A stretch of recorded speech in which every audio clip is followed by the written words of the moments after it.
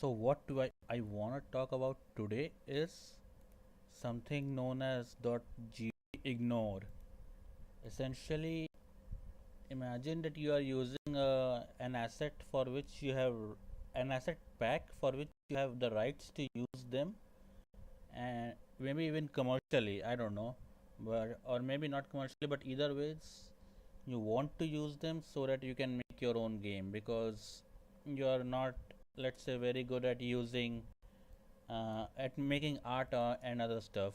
So you want to use publicly available assets for use, and for this I'm gonna take the example of the asset pack that Bracky's provided in his tutorial, the platformer assets. Now let's say that we create a new folder here, and let's say that we transfer all of this uh, in that folder, in the assets folder. As you can see, it's doing its import thing.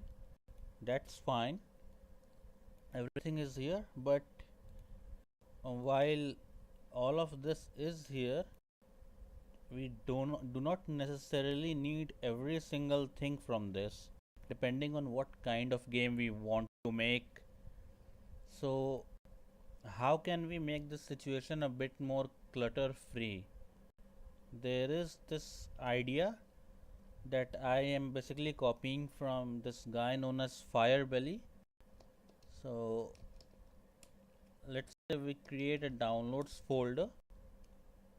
Uh, let's let's just open up the assets in file manager. We can directly whoops we can directly cut paste these into there. The idea that I want to show you is basically that, let's say we created a file. Now this file, there's nothing written here, and there need not be anything written here. As far as file name is concerned, it does not need a file name. Its extension is .gdignore, and its location can be, let's see, wait, I selected that right. Anyway, so yeah, as you can see, its location can be this folder itself, where we have all of this saved. And if we save it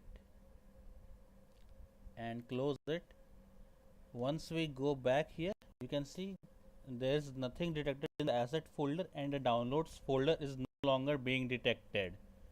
Why is that? Because that is the purpose of .gdignore file, and that is effectively what is happening.